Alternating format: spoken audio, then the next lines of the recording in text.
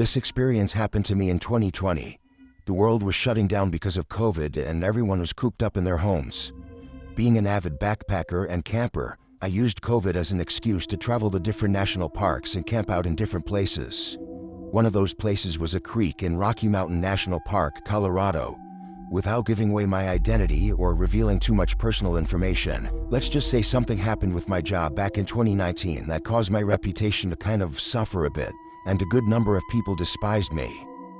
I had to change apartments, get a new phone number, and eventually quit my job. The mistake I made caused a good number of people to lose a lot of money, so the shitstorm was expected. I just didn't know how far it would go. I was literally getting harassed by different random numbers for a while. Some texts were even threatening. I didn't know if they were from the same person or different people each time, but I considered the possibility that it was one person texting me from a bunch of different numbers. For a while it seemed to stop, and I was grateful that people seemed to lose interest or just move on.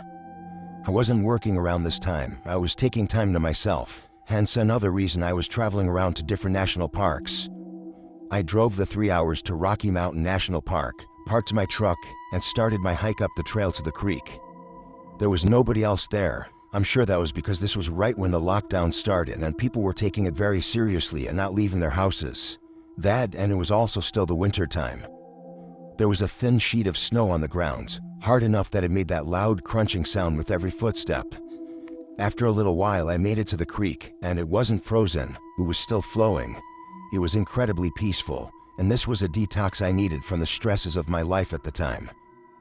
I found a place a little ways off the path to set up camp.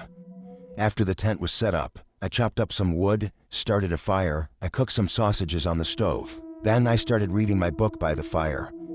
After finishing a few chapters, it was getting dark out. Thank God for headlamps.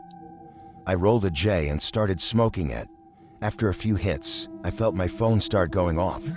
Honestly, apart from my family, I don't have a lot of people texting me, so I pulled out my phone from my jacket pocket and saw a bunch of texts from an unknown number. My heart skipped a beat when I realized it was happening again. The texts were from a number with a 203 area code, which I looked up to be Connecticut. Whoever it was texted me saying, "How's your camping going, buddy?" The second text said, "It's beautiful out here." The third text said, "I see why you came up here." My default reaction was to respond, "Who is this?" If they simply left it at "How's the camping going?" I would have assumed it was a family member, but they were sending messages as if they were here with me. The weed had already entered my system and I was definitely high. This did not help my anxiety one bit. I felt extremely paranoid and started looking around me, standing up and doing a complete 360 and looking in every direction out to the increasingly darkening woods. I went to get my P365 handgun from my bag just to make me feel safer. Usually I'd put a fire out before calling it a night, but as paranoid as I was feeling now, the thought of being in total darkness freaked me out. I went into the tent and crawled onto my sleeping bag. I stared at my phone, at the texts, waiting for a response which didn't come. Minutes dragged on, and I just wanted the weed to wear off, honestly. I still had my headlamp on, so I tried to continue where I left off in my book, but between being high and my mind being stuck on those texts, I was kidding myself thinking I could read. I decided to just watch YouTube videos on my phone to pass the time. I didn't feel comfortable going to sleep just yet. I was watching some murder documentary on YouTube. I know, a pretty interesting choice considering the setting, and when I least expected it, I got another text. A response to my question before. They responded, "Doesn't matter anymore." My heart started racing all over again. I replied back, "How did you know I'm camping?" But once again, no response after this. The anxiety of the situation was weighing heavier and heavier on me. Was this a prank by a friend or family member, or was this one of those people harassing me again? But if it was the latter, how would they know I'm camping? That's the really uncomfortable part. I managed to kill an hour just watching videos on my phone, and I noticed the glow from the fire outside was growing dimmer and dimmer as the fire died down to almost nothing. In the wintertime, without the sound of bugs, the woods are dead silent apart from wind on a windy night. The second a video would stop playing, the silence would become deafening. Usually I'd embrace the peace, but my peace was completely disturbed because of these texts. Something then broke the silence. The unmistakable sound of human footsteps in the snow. They approached my tents until they were only maybe 6 feet from outside the tents. Then the footsteps stopped. I had the gun tightly gripped in my hand, ready to turn the safety off. There was suddenly a flash from outside. It looked like someone briefly shined a flashlight at the tent, or they took a picture. I had my answer soon enough. I heard the person walk away now, before their footsteps slowly faded out to silence. And as I expected to happen in the back of my mind, my phone dinged and vibrated, and that number sent me a photo. The photo was of my tent. Following that was a text that said, "Have a good night's sleep." I can't explain it, but suddenly it felt like I completely snapped out of the remainder of my high, and a bout of adrenaline and confidence overwhelmed me. I unzipped the tent and shot 2 rounds into the air. The sound of footsteps running away in the snow in the not-so-far distance told me that it worked and scared the person off. But it also disturbed me even more, that would mean they were still hiding somewhere in the distance, watching. I screamed a threat into the air and climbed back inside my tent. I believe it worked because there were no more texts and no more sounds of footsteps. I was awake for hours after, simply because the occurrence completely woke me up. I felt like I drank 3 cups of coffee. Eventually, I did fall asleep, and waking up to morning sunlight was a huge relief. Whoever followed me there was not ready for me to pull a gun. I definitely don't seem the type of person that would own a gun, and I know that. That was my first time shooting that gun since buying it, and in fact my only time to this day. Whoever had been texting me, harassing me, and apparently stalking me, apparently decided to back off when they found out I had a gun, because almost 5 years later now, and I haven't been bothered. Still, it was a nightmarish night, and I can't imagine how differently it might have turned out if I wasn't armed.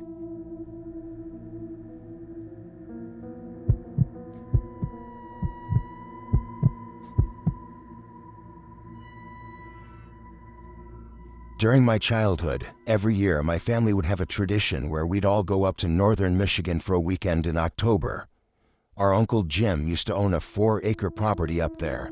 The house on the property could fit a lot of people, with 5 bedrooms and 3 bathrooms. 2 bedrooms were set up for my cousins and my siblings, so my brother and sister in one room and our 4 cousins in another room. The other rooms were for all of our parents. My Uncle Jim has always been a big hunter and fisherman. He'd go on camping trips specifically for hunting all around the country. My dad has gone camping with him a few times, even though he's an animal lover and would never harm a fly. Part of the 4 acres that my uncle owned was a big chunk of forest. He marked a line of trees with red paint to mark the property line. Beyond that was just forest owned by the county, I don't know. The nearest house in that direction was probably miles away. Me, my brother Adam, and my cousins Jake and Joe all came up with an idea at lunch when our dads were talking about hunting. We wanted to go camping in the woods that night. Our dads were on board with it. They were definitely already kind of drunk, so more likely to say yes to stuff. Our moms weren't as on board, but they didn't directly say no. So my dad and Uncle Jim took the 4 of us into the woods with a tent. My girl cousins and sister were not involved in this. It was just us boys. They led us into the woods, and when Joey, the youngest of us, started complaining that it's too far, they started laughing. That's how our dads are when they're together, especially when they drink. They loved messing with us as kids. Speaking of ages, I'm oldest. At the time, I was around 13. Adam and Jake were around 10, and Joe was around 9. We went beyond the property line as there was this small clearing in the woods with a bunch of soft green, mossy-looking stuff that my uncle referred to as deer beds, I'm pretty sure. He said it was perfect for a campsite and that he's used it before. My dad and Uncle Jim kind of gave us a half-drunk lesson on setting up a tent. They made us help out so that it wasn't just them doing all of the work. It was a really big tent, big enough for 4 people, especially kids. Once it was set up, we put our sleeping bags inside. We did this during the day because obviously it was infinitely easier than doing it at night. After all of that, we went back to the house and played games outside until dinner time. At dinner, our moms again expressed that they weren't fans of this idea, that we were too young to be out in the woods alone. Our dads insisted that we'd be fine, and I remember my dad making a joke that we'd be close enough for them to hear our screams if something were to go wrong. It wasn't until later on that our dads led us back into the woods to the tents. We all had flashlights and extra blankets since it was cold at night. I also brought a deck of Uno cards for us to play. When we all got situated in the tents, my dad and Uncle Jim left back to the house. We were suddenly alone in the woods. Honestly, we weren't as close to the house as you think. We were deep enough into the woods where you couldn't see any light from the house. We started playing Uno for a while, at say half an hour at least. Playing Uno is actually a really good time killer. It passes the time really well. The tent was lit up by our flashlights arranged in a circle. All was fun and swell, until we heard a scream in the distance. Yeah. It sounded like a girl's scream. We all went silent and looked at one another with the same faces. I then remembered that Fox's scream sounded like the scream of a woman, so I told everyone that. I saw how freaked out Joe was especially, but my statement calmed everyone down. We continued to play Uno. I actually won like every single round. At that point, no one had mentioned the scream again. It was most likely out of all of our minds. But it happened again, and much louder and closer this time. This time, it sounded a lot more human. We all went silent again. This time, even I was freaked out. Joe looked like he was going to cry. I told everyone to turn their flashlights off. We crawled to our respective sleeping bags and sat in the darkness. None of us had the courage to run out into the woods back to the house. It's that fear of running and being chased, and just catching the attention of whatever was out there with the sound of our footsteps. Somehow hiding inside of a cloth tent felt like the safer option, so we waited and waited in silence. We still whispered amongst each other, wondering if it could still be a fox. I was truthful and said, I don't know, hopefully. I don't know who heard it first, but we all sprung up and looked at one another again when we heard very fast footsteps crunching the leaves approaching the tent. Then they stopped, and there was an ear-piercing, gut-wrenching scream that sounded like a girl or woman's scream. It was right outside the tent, and the tent started shaking violently. All of us started screaming. Jake and Jim were screaming in fear, while my brother and I were screaming stuff like, "Get out of the tent." I unzipped the door to the tent, and one by one, we all ran into the woods with our flashlights on, the only reason we could see anything. That run back to the house was the most on-edge moment of my life, like a life-or-death kind of feeling. We made it to the property screaming the whole way, and our entire family was already outside in response to it. All four of us made it back safely. We explained the screams and the tent shaking. They were all shocked and horrified based on their reactions. Then I noticed our cousins Jamie and Christina and my sister weren't outside. I called out my dad and uncle, accusing them of sending one of the girls to scare us. But when he showed us that the girls were already in bed, that's when it was clear. Someone we didn't know was out in the woods. Our dads went out to the woods with a couple of rifles and returned after a while, having found nobody. The next day, we all helped in bringing the tent and other stuff back to the house. Obviously, you can guess that that was a one-and-done thing. We never camped out in those woods again. Hell, we didn't even play outside after dark anymore. What kid would after such an experience? My guess is as good as anybody's as to who was outside of our tent and why they were doing what they did.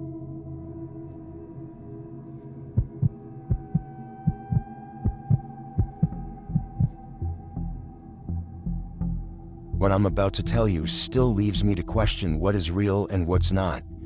This happened to my dad and I, and even now, 2 years later, I get chills just thinking about it. I know how it sounds. If I were you, I wouldn't believe it either, but I swear to you, every word is true. 2 years ago, my dad and I traveled to go camping at a spot out in the deep country. We enjoyed doing this as it was often a very nice time to get away from real life. This place in particular was a nice spot. Hiking trails, zip lines, a bit touristy, but it has deep history. Native American lands, you know? First night there, it was perfect.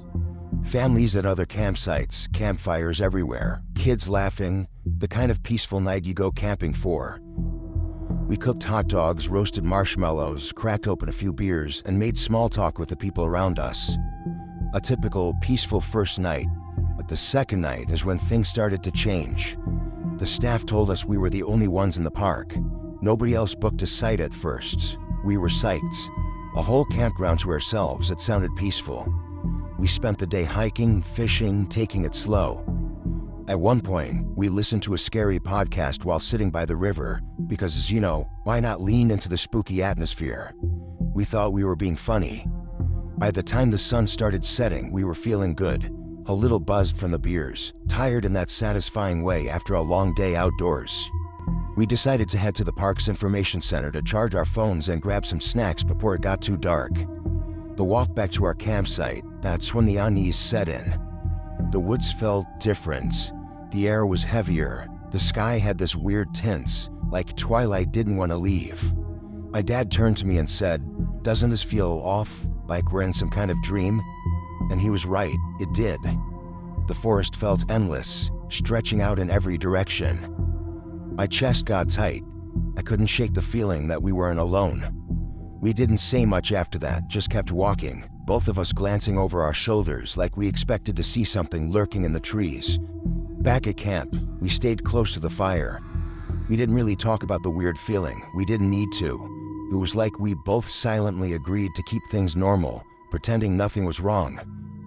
We roasted marshmallows, played music, even smoked some weed to try and distract ourselves.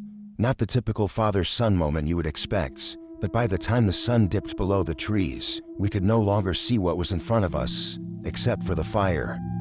That's when the uneasy feeling had grown into something worse. As we sat by the campfire and roasted some s'mores, I want to say at about 9 o'clock, we heard a noise. It was a bang, as if a tree fell.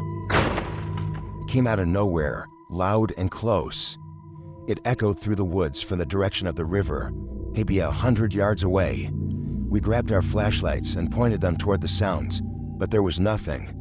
No movement, no glowing eyes, nothing. Bigfoot, we joked, nervous laughs slipping out, but neither of us believed it. A few minutes passed, then it came again, louder this time, farther off but the same sound, same weight.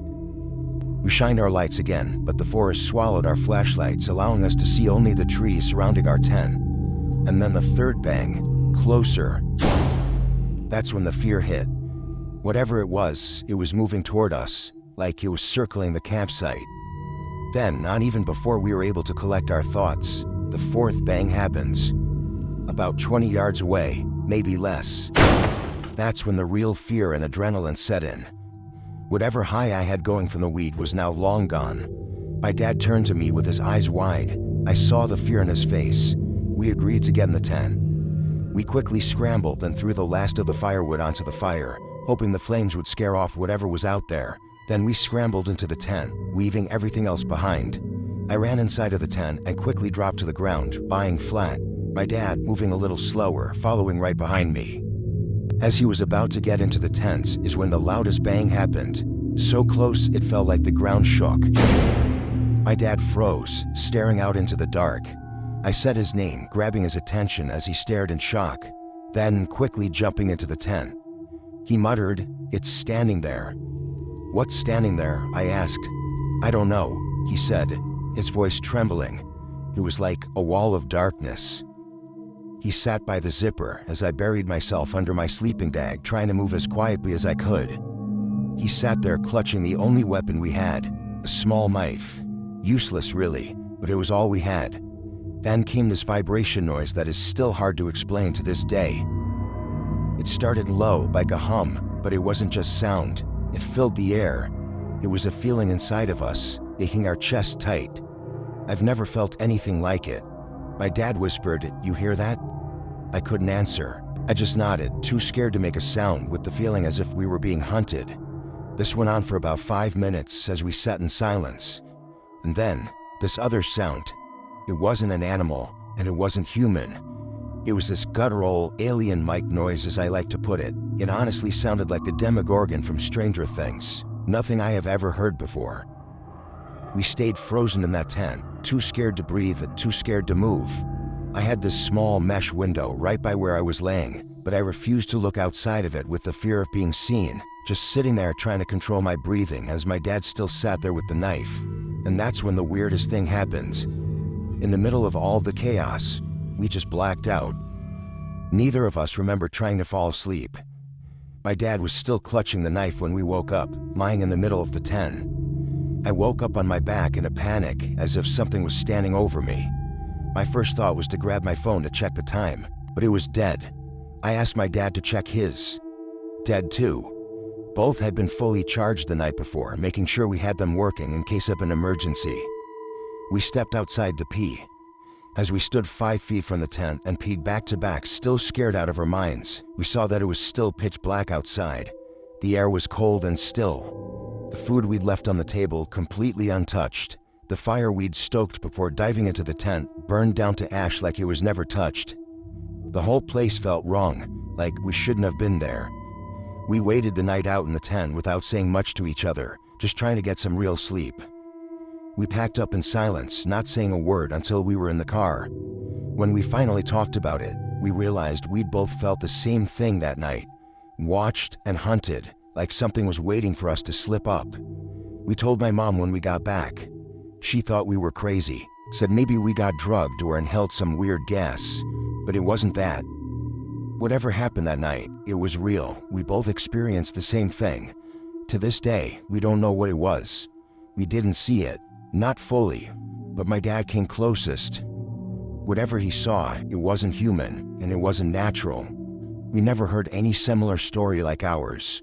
We haven't been back to that camping site since, or even gone camping since. I don't think we ever will.